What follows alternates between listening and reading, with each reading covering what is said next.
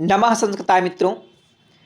तो भवभूतिकृत उत्तर रामचरित के आज हम महत्वपूर्ण प्रश्न करेंगे।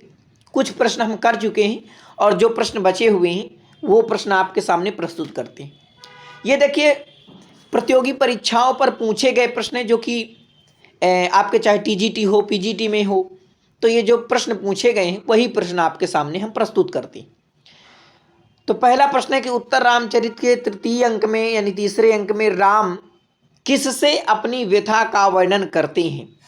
वासंती से, तमसा से, यानी कि तीसरे अंक की बात हो रही है। तीसरे अंक की बात हो रही, तीसरे अंक का क्या नाम है? एक बार आप कमेंट करके बताइए। तो तीसरे अंक का छाया। ठीक है, आपसे पूछ लेगा कितने श्लोक हैं इसमें, तो 48 हैं, ध्यान रखना। ठीक है, तो वर्णन करते तो भैया वासंती से करते, है ना, वासंती से अपनी व्यथा का जो वर्णन करते हैं राम, किससे करते हैं? तो वासंती से। अगला प्रश्न है कि दोबारा दंडकारण्य में आए हुए राम के साथ किस पात्र को भवभूति ने तृतीय अंक में वर्णित किया है? आपके यूपी टीजीटी 2011 में ये प्रश्न आया है। देखिए, तो तमसा से भैया, वासंती से, मुरला से या भागीरथी से आए हुए राम के साथ किस पात्र को भवभूति ने तृतीय अंक में वर्णित किया है? तो वासंती को। ठीक है, बी नंबर आपका सही हो जाएगा। अगला प्रश्न है कि उत्तर रामचरित में वर्णित तमसा और मुरला ये दो नदियां हैं या वन देवियां हैं? ये प्रश्न आपका देखिए कई बार पूछा गया। या सीता की परिचारिका हैं, लवकुश की परिचारिका है। तो तमसा और मुरला ये क्या है? दो नदियां हैं। देखिए, अगर आप यूजीसी नेट की परीक्षा देने जाने वाले हैं यानी दिसंबर में ही, तो आप ध्यान रखना कि उत्तर रामचरित में आपके 7 अंक हैं और इनका क्रम से आप नोट कर लेना कि किस अंक में कितने श्लोक हैं और उस अंक का क्या नाम है। एक बार मैं आपको मोबाइल नंबर की तरह लिख रहा हूं, आप ध्यान देना, याद कर लेंगे।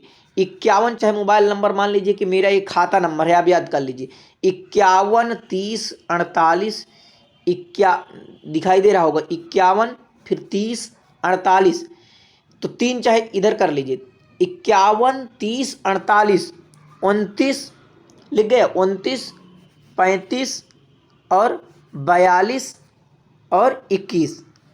तो 7 अंक है, 3 3 का जोड़ा बना लीजिए, एक आप चाहे याद कर लेना। 29 को आप बीच में याद किए रहना, चाहे इस प्रकार से आप कितने हो जाएंगे, 14 नंबर आपके हो जाएंगे। तो 51 30 48, 51 30 48 और फिर ये आपका 29 35 और फिर 42 और 21। तो अगर इस तरह आप याद कर रहेंगे तो आपको समझ में आ जाएगा कि ये पहला अंक है, दूसरा है, तीसरा है, चौथा है, पांचवा है, छठवां है, सातवां। ठीक है, अब इनका आपसे वो पूछ लेगा कि पहले अंक का क्या नाम है? तो पहले अंक का नाम है चित्रदर्शन। ध्यान देना, पहले अंक का क्या नाम है? चित्रदर्शन। ठीक है, दूसरे अंक का नाम है पंचवटी प्रवेश। मैं आपको बोल रहा हूं, ध्यान देना, पंचवटी प्रवेश। तो चित्रदर्शन पंचवटी प्रवेश। फिर तीसरा अंक छाया। चौथे अंक का क्या नाम है? कौशल्या जनक योग। कौशल्या जनक योग।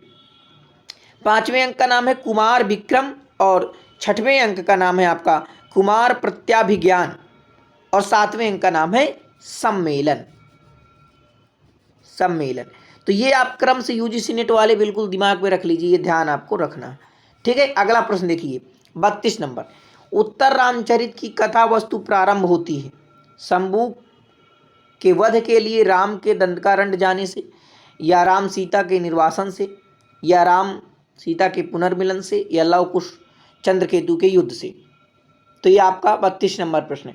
तो ये आपका राम और सीता का जब निर्वासन हो जाता है, यानी कि राम जब सीता का निर्वासन कर देते हैं कि भाई सीता को छोड़ देते हैं, लक्ष्मण जाता है और सीता को छोड़ आता है, तो इसके बाद जो है ये आपका उत्तर रामचरितम जो है भवभूति लिखते हैं।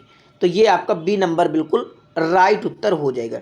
ठीक है, अगला प्रश्न देखिए, ये बहुत ही महत्वपूर्ण प्रश्न है, कई बार परीक्षाओं में पूछा गया, ध्यान से देख लीजिए। भवभूतिना उत्तर रामचरितस्य कस्मिन् अंके छायादृशं प्रदर्शितम्? तो अब छाया किसका नाम है भाई? अब देखिए कई प्रकार से प्रश्न है। छायांक उत्तर रामचरितम का कौन सा अंक है? तो तीसरा अंक है। उत्तर रामचरितस्य छायांक कथ्यते या उत्तर रामचरित, देखिए कई प्रकार से प्रश्न है। उत्तर रामचरितस्य कः अंकः छाया इति अभिधीयते। तो भाई ये तीसरे अंक को जाना जाता है। कौन सा? तीसरा अंक, चतुर्थ अंक को नहीं।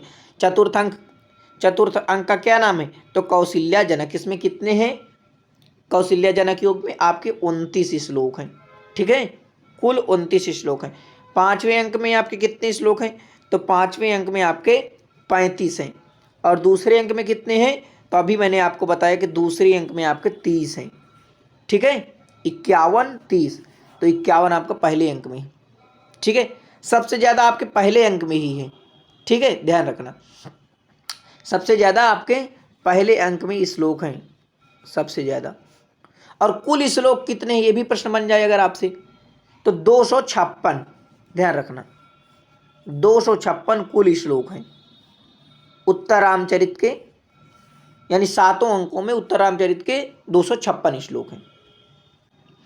अगला प्रश्न देखिए, उत्तर रामचरित के तृतीय अंक में 2 पात्रों के परस्पर संवाद में नाटकीय तत्वों का परिचय मिलता है। ये 2 पात्र कौन से हैं? राम और वासंती, राम और मुरला, तमसा और मुरला, सीता और तमसा। तो ये तमसा और मुरला हैं। ठीक है, 2 पात्रों का जो है संवाद होता है तमसा और मुरला का। चलिए देखिए, काल प्रियानाथस्य यात्रायाम भिनीतम। तो स्वप्नवासो दत्तम, उत्तर रामचरितम, मृच्छकटिकम, अभिज्ञान शाकुंतलम। 35 नंबर। तो आपका ये हो जाएगा उत्तर रामचरितम। और स्वप्नवासो दत्तम ये किसकी रचना है? स्वप्नवासो दत्तम भास की। मृच्छकटिकम किसकी रचना है? मृच्छकटिकम शूद्रक की हो जाएगी। ठीक है, प्रकरण है 10 अंक। और अभिज्ञान शाकुंतलम नाटक है महाकवि कालिदास का। ठीक है, अब ये प्रश्न आप बताएंगे कि उत्तर रामचरिते कः रसः, ये आपको बताना है। हास्य रस है, शांत रस है, वीर है, करुण है, ये आप कमेंट करके बताएंगे। जिनका मन हो आप बता सकते हैं, नहीं मन है तो कोई ज़रूरी नहीं।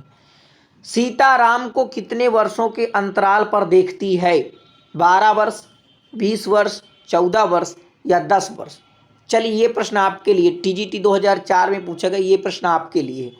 ठीक है, उत्तर रामचरित के तृतीय अंक में घटना स्थल है वाल्मीकि का आश्रम, अयोध्या, सरयू नदी के तट पर या पंचवटी? ये भी आपके लिए प्रश्न है। ठीक है, 5 प्रश्न मैं आपके लिए दे रहा हूँ। आप उत्तर रामचरित में सीता की सखी है लोपामुद्रा, वासंती, मुरला या तमसा? तो आपको बताना है कौन जो है।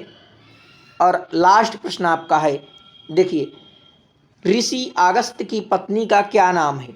वासंती, लोपामुद्रा, गोदावरी या तमसा? तो आपको ज़रूर कमेंट करके बताना है और मुझे आशा है कि आप ज़रूर बताएंगे। बहुत बहुत धन्यवाद आप सभी का अभी तक देखने के लिए। नमः संस्कृताय।